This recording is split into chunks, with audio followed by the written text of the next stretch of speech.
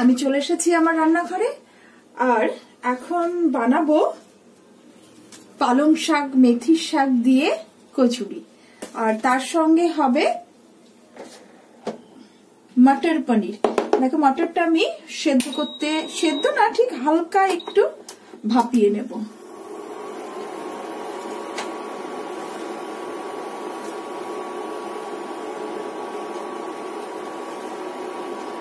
ময়দা নিয়েছি, এর সঙ্গে তোমরা সবাই জানো কি কি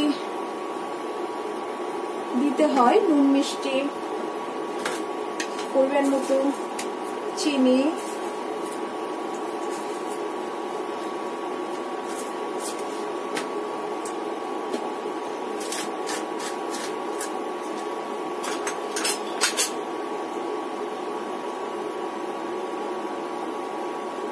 নুন,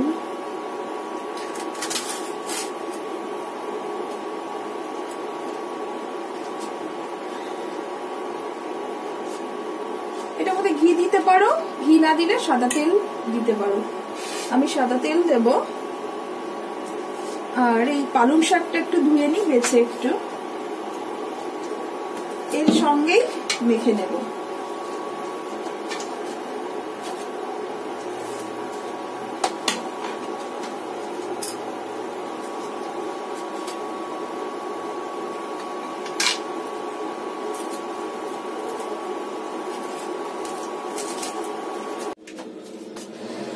আর এগুলো এর মধ্যে আমি একটু ধনেপাতাও দিয়েছি, পালং শাক মেথির শাক আর ধনেপাতা। এটা ভালো করে ধুয়ে নিয়ে এবার এটা আমি পেস্ট করে নেব।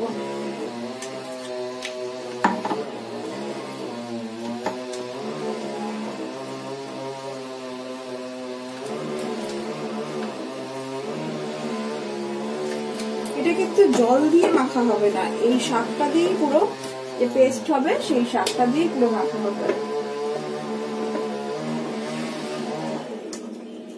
আর এর সঙ্গে আমি একটা কাঁচা লঙ্কাও দিয়ে দিলাম,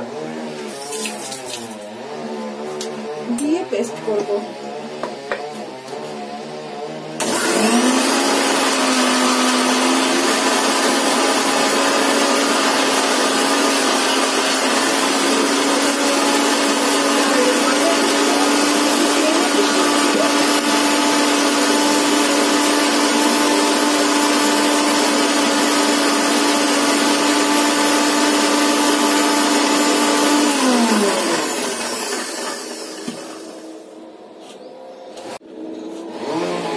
এটার মধ্যে আমি অল্প অল্প মেশাবো।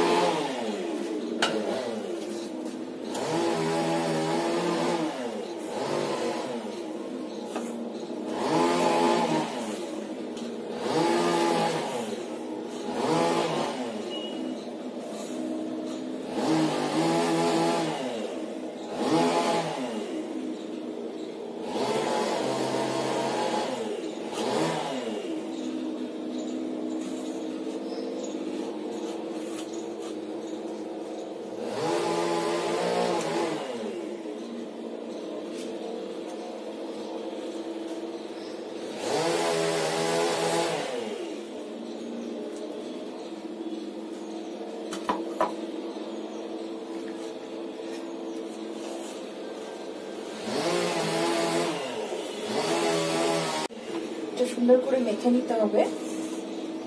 আর তোমরা একটা জিনিস দেখেছো, আমার হাতে সবুজ কালারের নেল পালিশ, এটা আমার মেয়ের কাজ, মেয়ে আমাকে পরিয়ে দিয়েছে।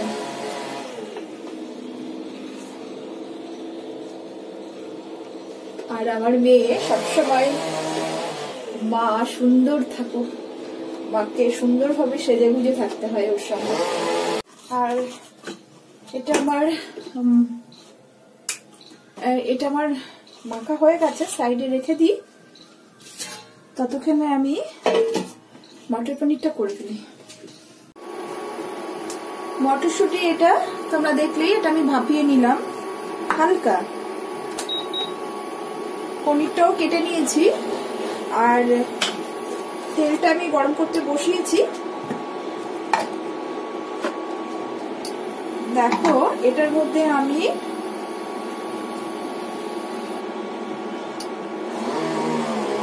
একটু আদা, কাঁচা লঙ্কা, টমেটো, আর এটার সঙ্গে দেখো কাজু, একটু কিশমিশ, দই দেব। আর তোমাদেরকে দেখাচ্ছি একে একে আমি দিয়ে।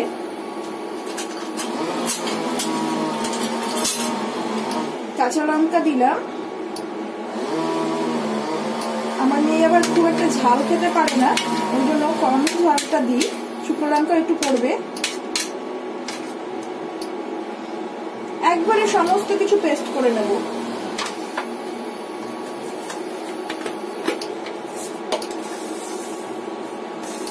দু চামচ পোস্ত দিলাম,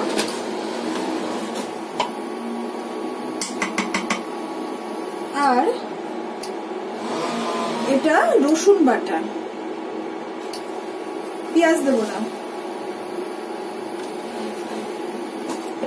এটার মধ্যে আমি নুন মিষ্টি সমস্ত কিছুকে একবারেই পেস্ট করব।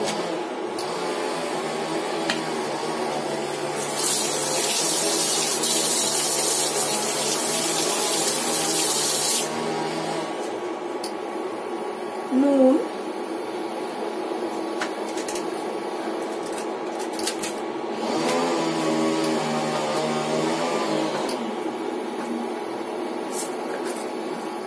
চিনি,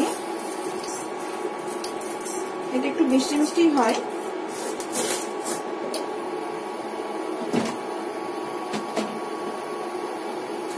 আর শুকনো লঙ্কা দেব সামান্য।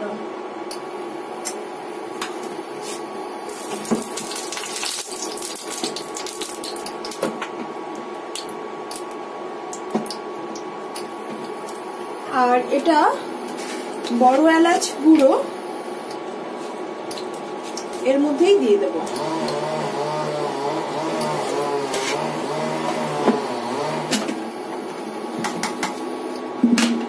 দিয়ে এটা পেস্ট করে নেব।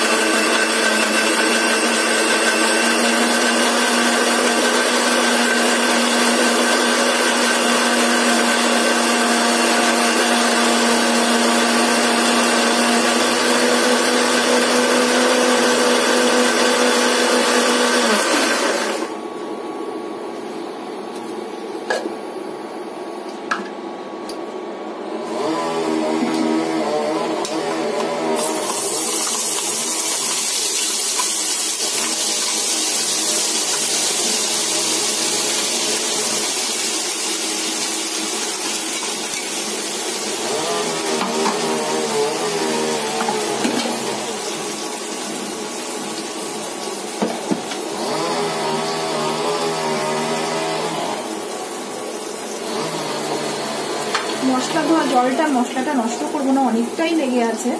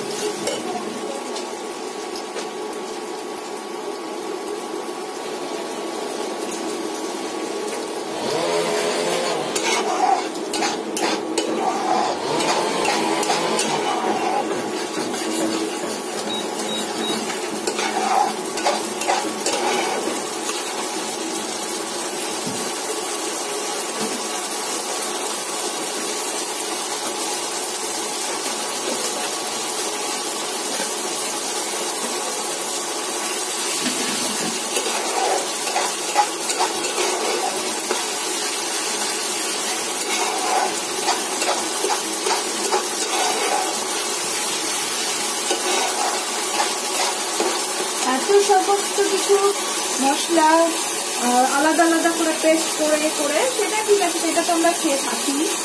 আর খুব তাড়াতাড়ি জলদি যদি তোমরা করতে চাও এইভাবেও করতে পারো।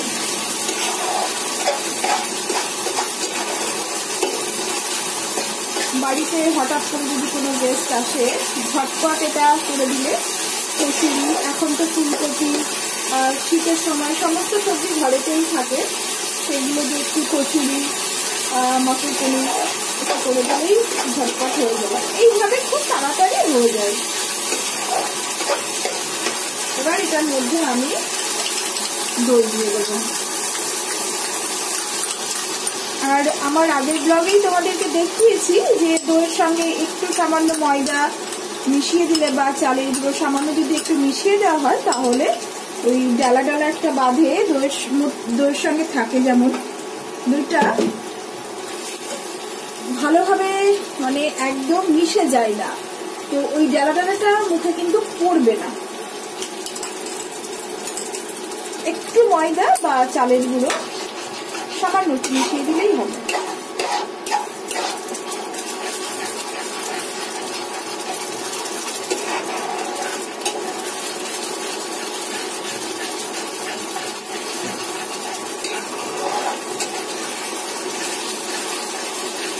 এর মধ্যে আমি টেস্ট করার সময় নুন মিষ্টি সমস্ত কিছু দিয়েই দিয়েছি, আর কিছু দিতে লাগবে না। এবার মটরগুলো দিয়ে দিলাম।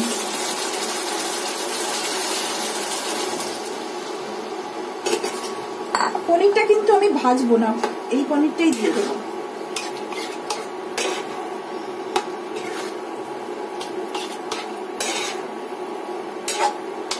আর এটার মধ্যে হলুদ কিন্তু আমি দিইনি, কারণ কি পোস্ত আছে, এগুলো পোস্তের সঙ্গে হলুদের গন্ধটা আমার ভালো লাগে না।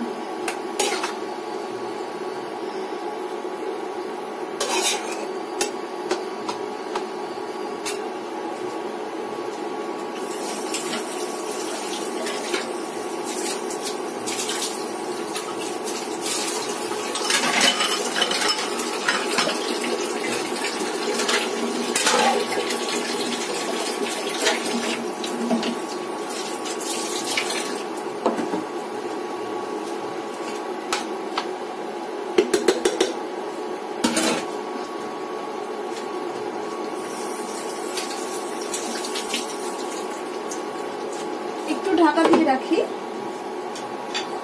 ততক্ষণে আমি কচুরিটা বেলে নিই।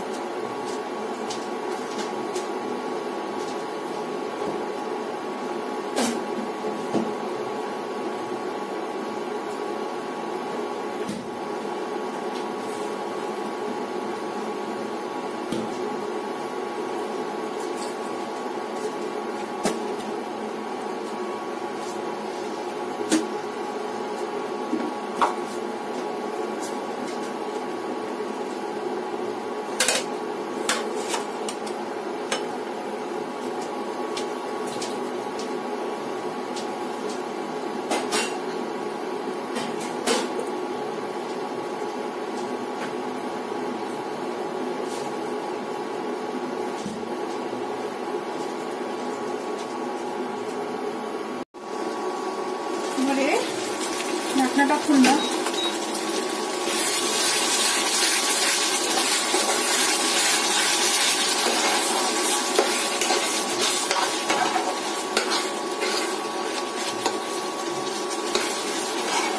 এবারে এটার মধ্যে আমি পনিরগুলো দিয়ে দেবো।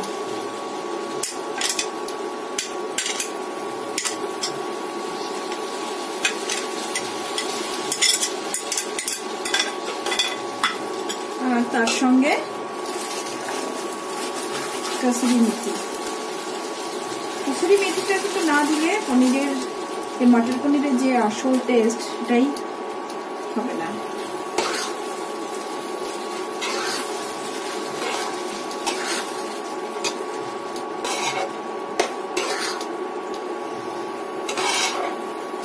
ভালো করে মিশিয়ে একেবারে গ্যাস বা ইন্ডাকশন যেটাতেই করবে সেটা কমিয়ে এটা ঢাকা দিয়ে রাখতে হবে। 4-5 মিনিট ঢাকা দিয়ে এটা একদম রেডি।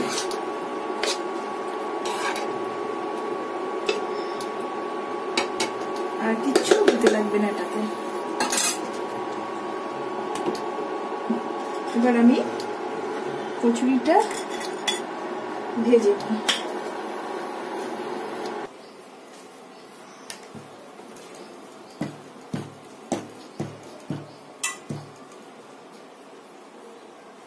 এটাই বেলতে কিন্তু তেল লাগছে না, কারণ এর মধ্যে অনেকটাই তেল দিয়েছিলাম।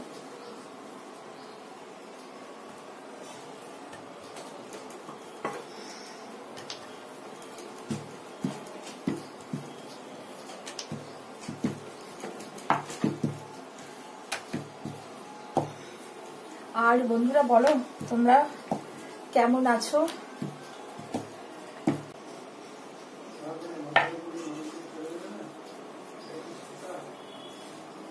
আর আমরা তো বাড়িতে 5 জন থাকি, আমি, আমার কর্তা, আমার মেয়ে আর ননদ, দেওর, আরো অনেক কিছু আছে, বিড়াল আছে, মামামের সঙ্গে তো তোমাদের আলাপ করিয়েছি, পাখি আছে প্রচুর, পাখি তোমাদেরকে দেখাবো। হ্যাঁ,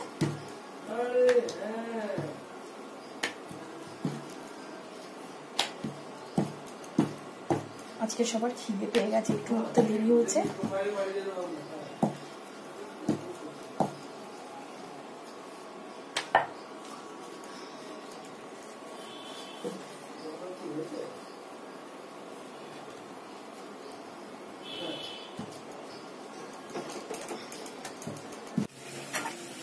আর এই যে কচুরিটা ভেজে নিলেই আমার রেডি হয়ে যাবে।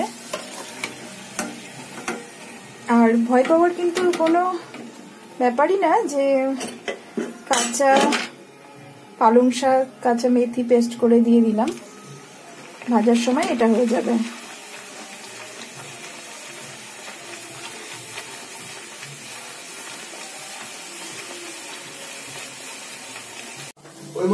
আর এই যে মটর পনিরটাও রেডি, রিমার স্পেশাল।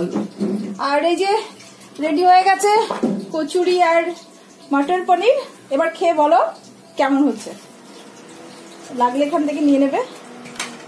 কচুরি মানে এই কচুরির বিশেষত্ব, আমরা তো কড়াইশুটির কচুরি খাই, এই কচুরির মধ্যে আবার পালং শাককে, পালং শাক, মেথি আর ধনেপাতা। ধন্যবাদ।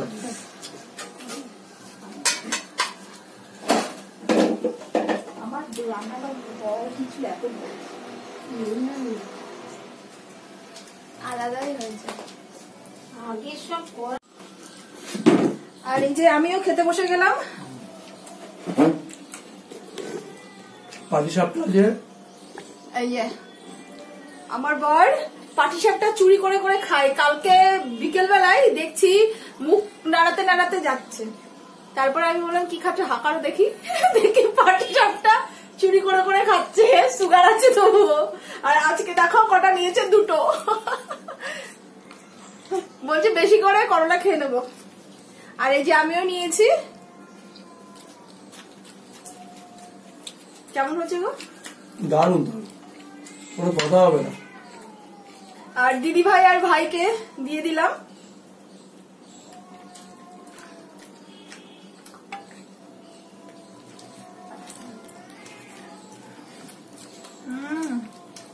খেবি, তোর কেমন লাগলো?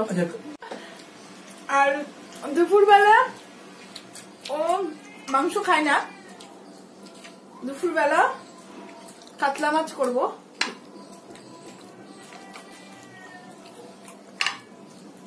আর কি খাবে?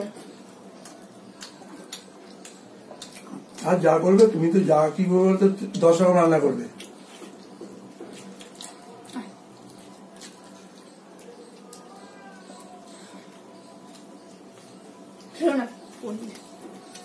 শীত পড়লে বাড়ি থাকতে ইচ্ছা করে না। আর আমরা ভীষণ সব জায়গায় ঘুরতে ভালোবাসি, কিন্তু পাহাড় সব থেকে বেশি ভালোবাসি।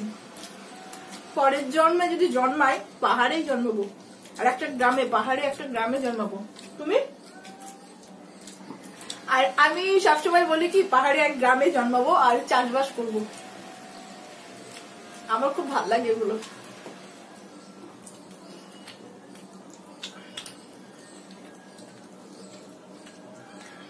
মাম্মা খাচ্ছে না, খাচ্ছে না, নিও না।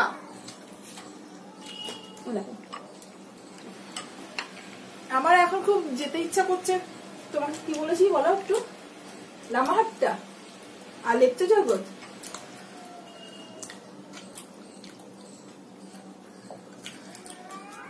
সিটংয়ের কমলা লেবু শেষ হয়ে গেছে, এখন কি লাভ নেই, শুধু নেড়া গাছগুলো দেখবো। সামনের মাসে যাব, আমরা ওখান থেকে যাব চটকপুরে, স্টে করবো প্রথম দিন, তারপরে ওখান থেকে দায় পানি তাকদা হয়ে লেপচে যাবতে স্টে করে 2 দিন দার্জিলিং কাটিয়ে দেখো।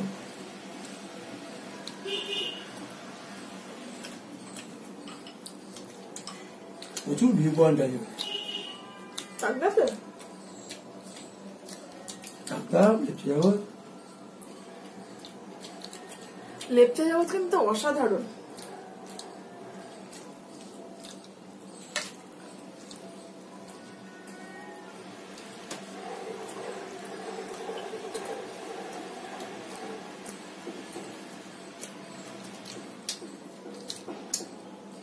তোমরা এর আগে কোথায় যেন ঘুরে আসলে? আমরা যাইনি, তোমার বন্ধুদের নিয়ে।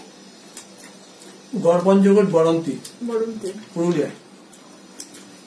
ওটাও খুব সুন্দর, ওরা গেছিল, আমি ফটো দেখেছি। আমরা যাইনি মেয়েরা, ওরা বন্ধুরা মিলে গেছিল লকডাউনের মধ্যে। আমরা ভয়তে যাইনি, ওরা চলে গেছিল। ওদের লকডাউনের মধ্যে 2 বার ঘোরা হয়ে গেছে। একবার বনলতা রিসর্টে গেছিল না? হ্যাঁ, বনলতা, ওটা কোথায়? বাঁকুড়া, জয়পুর ফরেস্ট। বাঁকুড়া, জয়পুর ফরেস্ট। ওদের ভয়টাই কম আছে, গাড়ি নিয়ে বেরিয়ে যায়। উঠপাট করে বেরিয়ে যায়।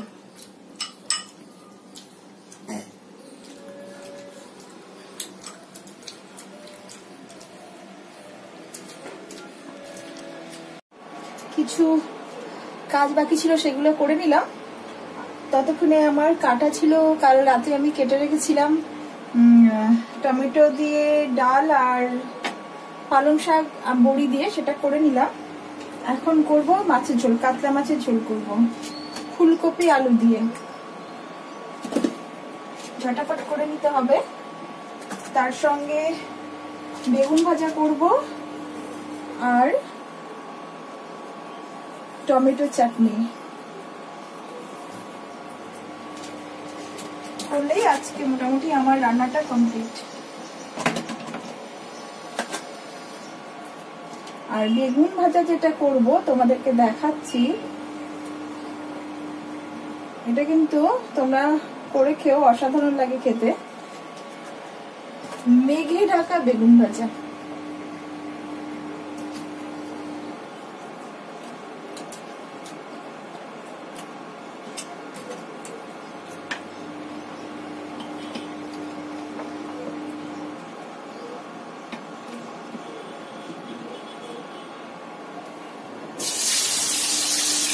ভীষণ হাওয়া হচ্ছে, জানলাটা আটকে দিতে হবে।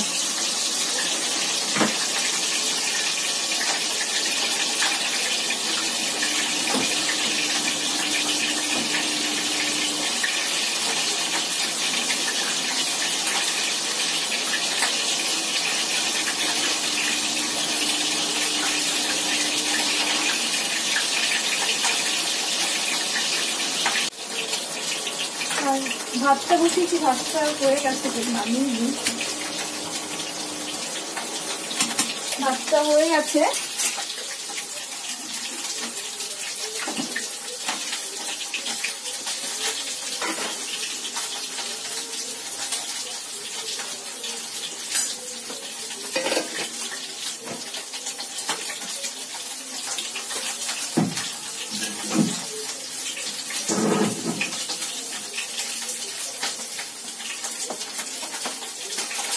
আর দুপুরে করব কাতলা মাছ।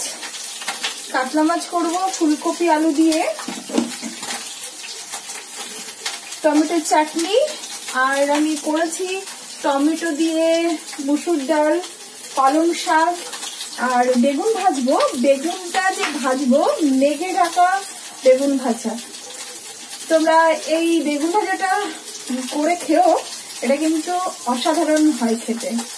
দেখাচ্ছি কেমন ভাবে বানাচ্ছি।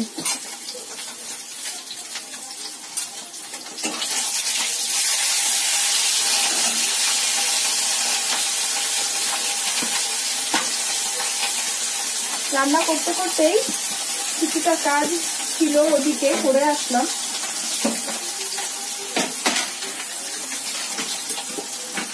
আর আরেকটা জিনিস আছে, মাছের তেল। মাছের তেল আছে, এটা দেখি এই মাছের তেলটাকে তো আমি বড়া করি, কিন্তু আমার বর খুব একটা ভালোবাসে না এইসব, আমি ভালোবাসি।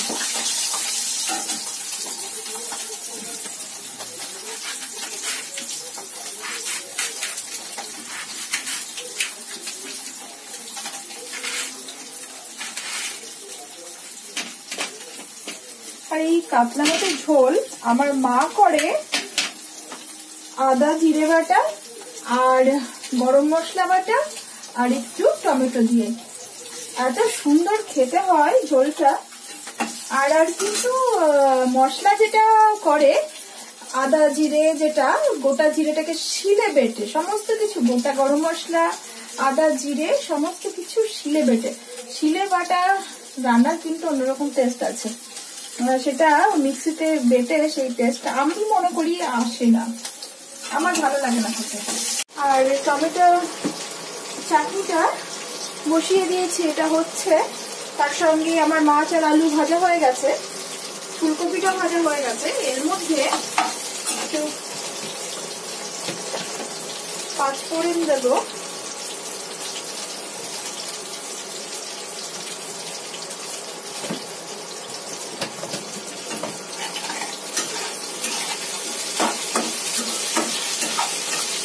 দিয়ে এটার মধ্যে আমি যে মশলাটা করে রেখেছি, এটা আদা, গোটা জিরে, গোটা গরম মশলা, একটা এলাচ, একটু দারচিনি, টমেটো আর কাঁচা লঙ্কা একসঙ্গে আমি শিলে বেটে নিয়েছি, এটা দিয়ে দিলাম।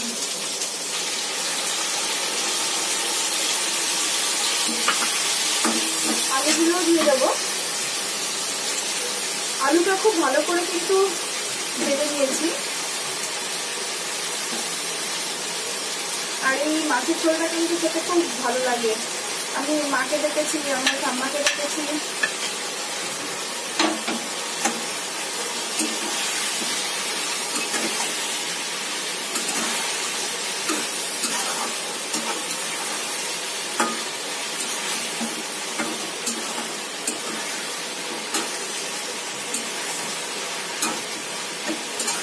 একটু কষিয়ে নিয়ে জল দিয়ে দেবো।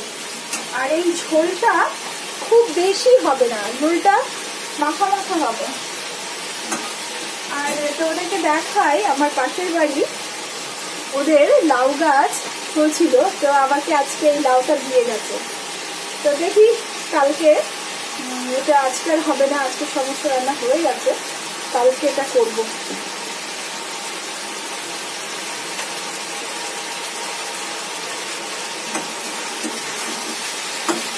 লাউ চিংড়িটা একটা উপাদেয় খাদ্য, লাউ চিংড়িটা অসাধারণ লাগে খেতে। এবার একটু কষিয়ে আমি গরম জল, এটা গরম জল আমি দিয়ে দিলাম, ব্যাস আর জল দেবো না। জলটা কিন্তু, ঝোলটা আমি এতটা রাখবো না, একেবারে মাখা মাখা হয়ে যাবে। আর এটার মধ্যে একটু কড়াইশুঁটি দিলেও দেওয়া যায়, আমি দিইনি।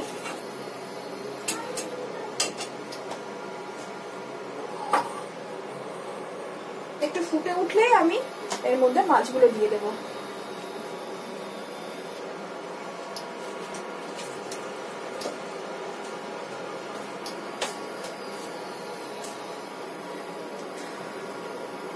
আজকের মতো এটা হলে রান্নাটা আমার কমপ্লিট, ওপরেও কিছু কাজ আছে। আর আজকে আমার পুজোটা আমি করব না, মেয়ে করবে, পুজো করতে আমার অনেক দেরি হয়, তো এই ছুটির দিনগুলোতে বেশিরভাগ দিন ওই পুজো করে, ওর পুজো, তো ওর পুজো ও খুব একটা ক্যামেরার সামনে আসতে চায় না, তোমাদেরকে ওর পুজো একদিন দেখাবো, ঠিক 2 সেকেন্ড ওর পুজো, জল মিষ্টি দেবে চলে আসবে, কোনো ফুল টুল যেরকম থাকে করে থাকে, এগুলো অত কিছু ও করে না, তোমাদেরকে দেখাবো ওর পুজো করা।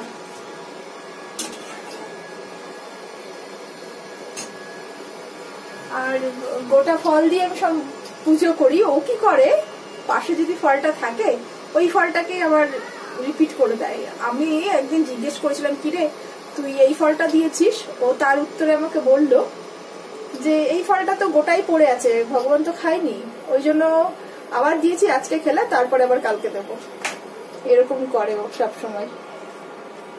আর যখন আমি মশলাটা বেটে নিয়েছি তার সঙ্গে আমি নুন, সামান্য একটু মিষ্টি, ঝাল সব কিন্তু মিশিয়ে মশলাটার মধ্যে রেখেছিলাম, ওটাই আমি মিশিয়ে দিয়েছি। তোমাদেরকে একটা বেগুন ভাজা করা শেখাবো। আর এই বেগুন ভাজাটা কিন্তু আমাদের প্রাণের ঠাকুর রবি ঠাকুরের ভীষণ পছন্দের। আর এটার নাম হচ্ছে মেঘে ঢাকা বেগুন ভাজা, মেঘে ঢাকা তারা। তো মেঘে ঢাকা বেগুন ভাজা, মেঘে ঢাকা বেগুন ভাজা করতে আমার যেটা লাগবে, এইভাবে কেটে নিয়েছি। আর এই শীতকালে তো বেগুনটা খুব ভালো পাওয়া যায়, এই সময় তোমরা করে খেও, খুব ভালো লাগবে। নুন দিলাম। আর আমাদের প্রাণের ঠাকুর, মনের ঠাকুর, কবিগুরু, উনি কিন্তু ভীষণ খাদ্যরসিক মানুষ ছিলেন।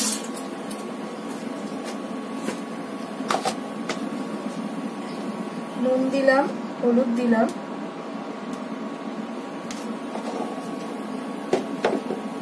উনি কিন্তু যেমন তেমন রান্না পছন্দ করতেন না।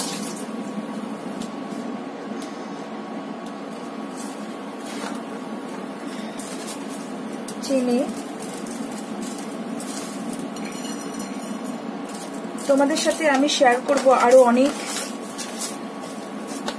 রবি ঠাকুরের, আমাদের প্রাণের ঠাকুরের রেসিপি। তার সঙ্গে গোলমরিচ দিলাম,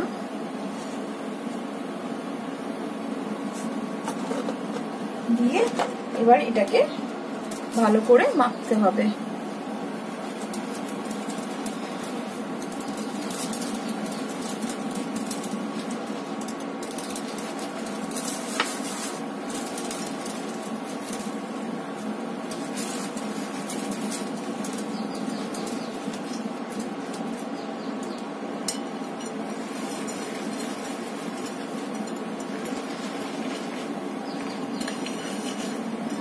এবার এটা কিন্তু মেখে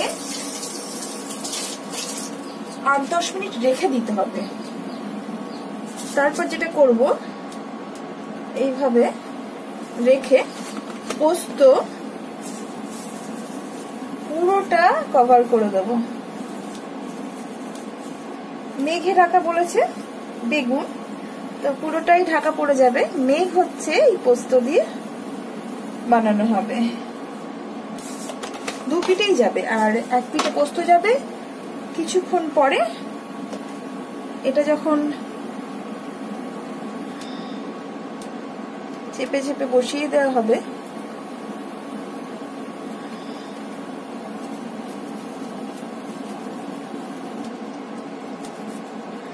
এটা কিন্তু পড়বে না। আমি যে এই 8-10 মিনিট রেখে দেবো, এটা কিন্তু পড়বে না।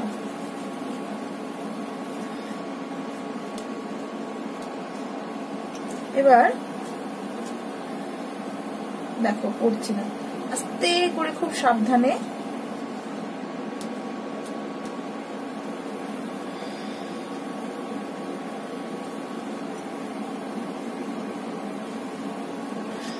উল্টো পিঠে আমি তিল দেব। এই যে সাদা তিলটা দিয়েও আমি কভার করে দেব।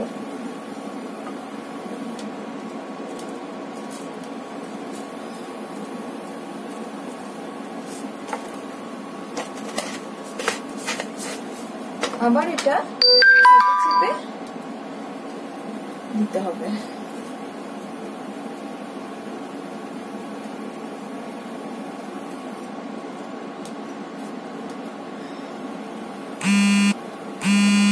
এটা আমার রেডি হয়ে গেল। এটা 8-10 মিনিট এইভাবে রেখে দিতে হবে। এটা এইভাবে একদিকে পোস্ত আর একদিকে তিলটা মাখালাম, তোমরা দেখলে। এটা এইভাবে 8-10 মিনিট ঢাকা দিয়ে রেখে দিতে হবে। তারপর তো ভাজবো, ভেজে নেবো সর্ষের তেল বা সাদা তেলে, যে যেরকম ভাবে ভাজতে পারে। আমার মনে হয় বেগুন ভাজাটা সর্ষের তেলেই বেশি ভালো লাগে। সর্ষের তেলে এটা ভেজে, আর এবার বেগুনটা ভেজে নেব।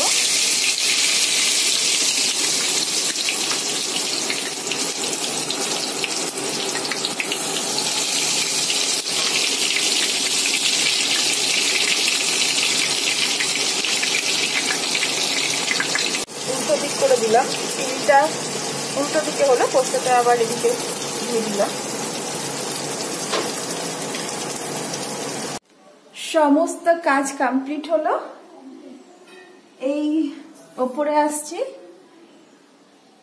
আমার কন্যা তো ওপরেই থাকে। মাম্মা মেশো,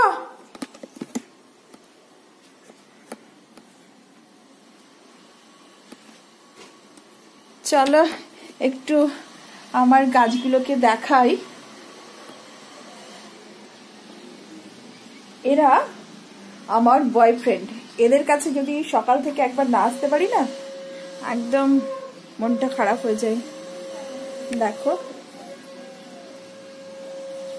আর তার সঙ্গে দেখো এই যে মাম্মাম, মাম্মাম তো একদম, আমি যেখানে মাম্মাম সেখানে। তোমরা মাম্মামকে চিনে গেছো। দেখো মাম্মাম, মাম্মাম হাই করে দাও, হাই করে দাও, হাই করে দাও, হাই হাই হাই করে দাও।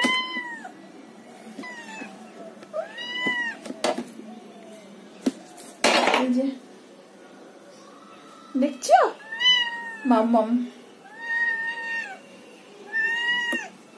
আর দেখো ফুলগুলো, লঙ্কা দেখেছো কি সুন্দর লঙ্কা ধরেছে।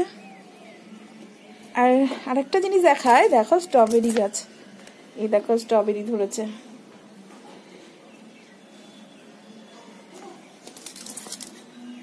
দেখো লঙ্কাটা, এটা আচারি লঙ্কা। আরো আছে সমস্ত ওপরে, 4 তলা ছাদে আছে, সেগুলো তোমাদেরকে দেখাবো। আর এই জায়গাটা দেখছো, এই জায়গাটা আমাদের মাম্মামের জায়গা। মাম্মাম এখানে খেলাধুলা করে।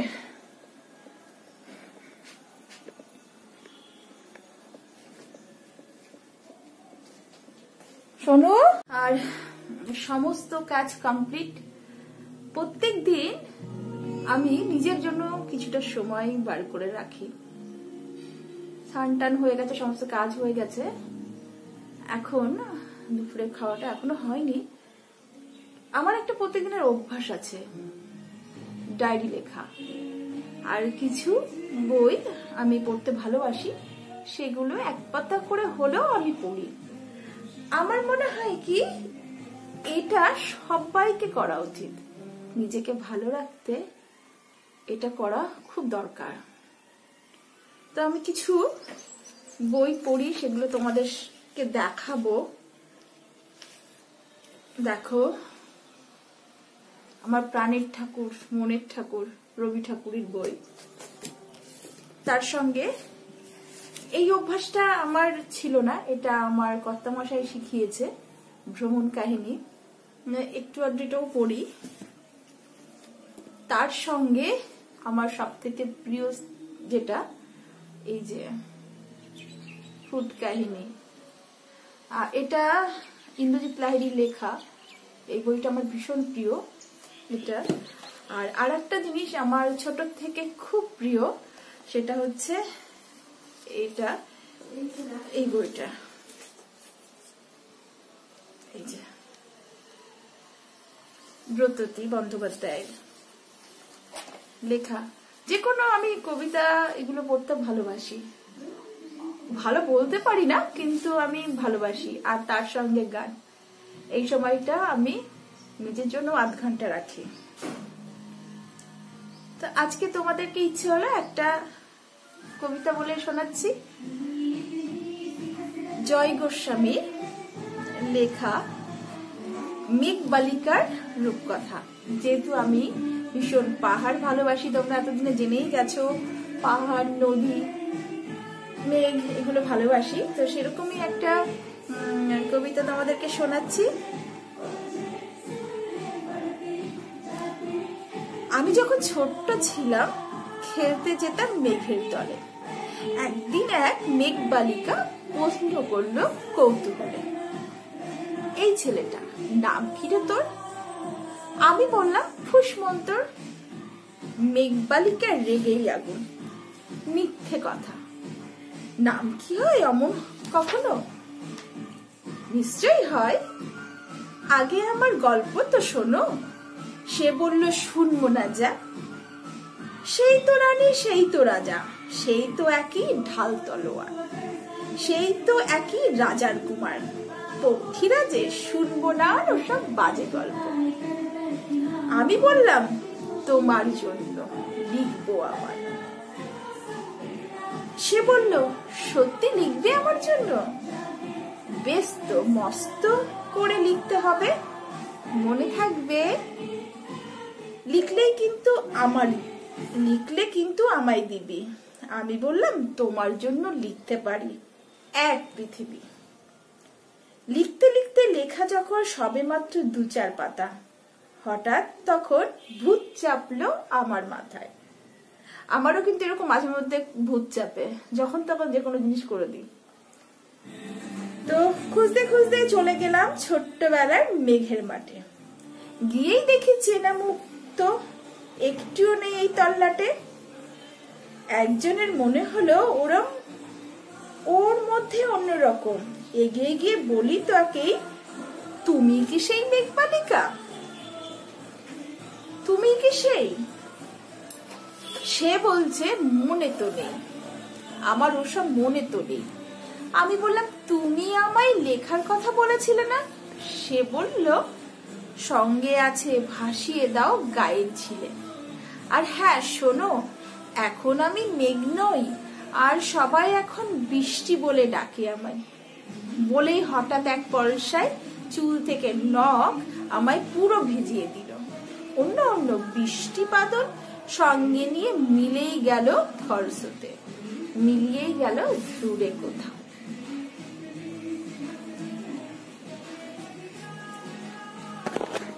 একটা কবিতা আমার ভীষণ পছন্দের,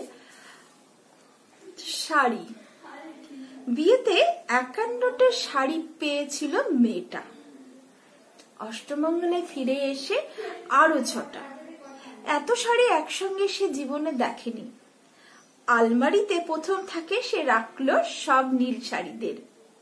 হালকা নীল একটিকে জড়িয়ে ধরে বলল তুই আমার আকাশ। দ্বিতীয় থাকে রাখলো সব গোলাপিদের।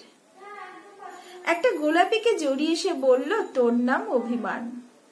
তৃতীয় থাকে 3টি ময়ূর, যেন 3 দিক থেকে ছুটে আসা সুখ। তেজপাতার যে শাড়িটা, তার নাম দিল বিষাদ।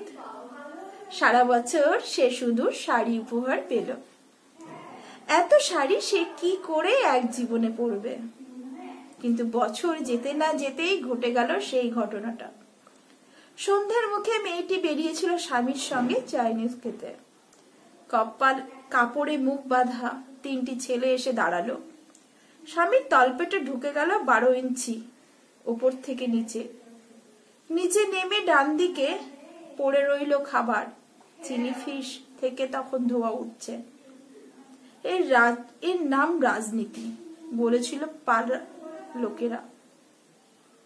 বিয়েতে 51টি শাড়ি পেয়েছিল মেয়েটা, অষ্টমঙ্গলে ফিরে আরো 6টা। একদিন দুপুরে শাশুড়ি ঘুমিয়ে সমস্ত শাড়ি বের করে 6তলা বারান্দা থেকে উড়িয়ে দিল নিচের পৃথিবীতে। শাশুড়ি পরিয়ে দিয়েছে তাকে সাদা থান। 19 বছরের একটা মেয়ে, সে একা, কিন্তু সেই থান এক ঝটকায় খুলে নিল 3 জন পাড়ার মোড়ে। একটি সদ্য নগ্ন বিধবা মেয়ে দৌড়াচ্ছে আর চিৎকার করছে বাঁচাও। পেছনে 3 জন, সে কি উল্লাস! নির্বাক পাড়ার লোকেরা। বিয়েতে 51টি শাড়ি পেয়েছিল মেয়েটা, অষ্টমঙ্গলে এসে আরো 6টা।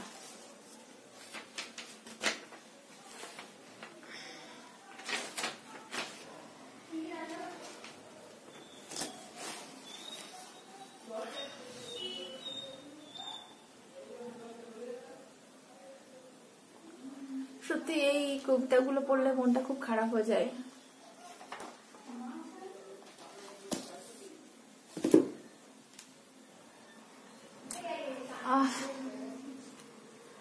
আর এখন একটু খেটে আবার তোমাদের সামনে আসছি, খেতে পেয়ে গেছে।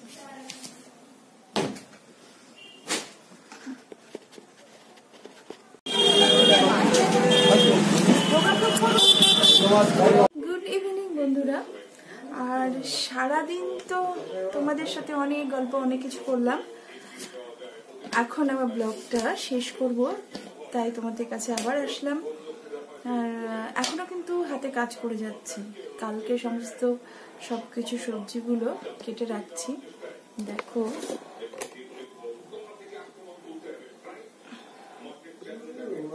এগুলো সব কাটবো, অনেক ভোরে উঠে রান্না করতে হয়, এগুলো গল্প করতে করতেই কেটে ফেলবো। আর সারাদিন তো মোটামুটি যুদ্ধ করেই সমস্ত কিছু, দৌড়াদৌড়ি সব বাড়িতে, সব মেয়েদেরই, আমাদের মতো সব গৃহিণীরা, আমাদের মতো সব মেয়েরাই। আর আমার ব্লগটি এখানেই শেষ করব। সারাদিন তো অনেক গল্প করেছি তোমাদের সঙ্গে, আর এখন একটু বেরিয়েছিলাম, এই বাড়ি ফিরলাম। আর কালকে যেহেতু আমাদের খুব ভোরে উঠতে হয়, ভোরবেলা উঠে যদি সবকিছু গোছানো না থাকে রান্না করতে খুব অসুবিধা হয়, কেননা আমার কর্তামশাই সব বাড়ির খাবারই নিয়ে যায়, ওই বাইরের খাবার খুব একটা খাই না। তো কালকে ও স্যুপ টুপ এই টাইপের বেশি খায়, তো সমস্ত কিছু কেটে রাখছি, কালকে সমস্ত কিছু সবজি টবজিগুলো কেটে রাখছি। আর তোমরা বলো আমার ব্লগটি তোমাদের কেমন লাগছে, আমাকে জানাও। আর তোমরা এই শীতে কে কোথায় বেড়াতে গেলে আমার সঙ্গে শেয়ার করো। আর এই আমার তো মোটামুটি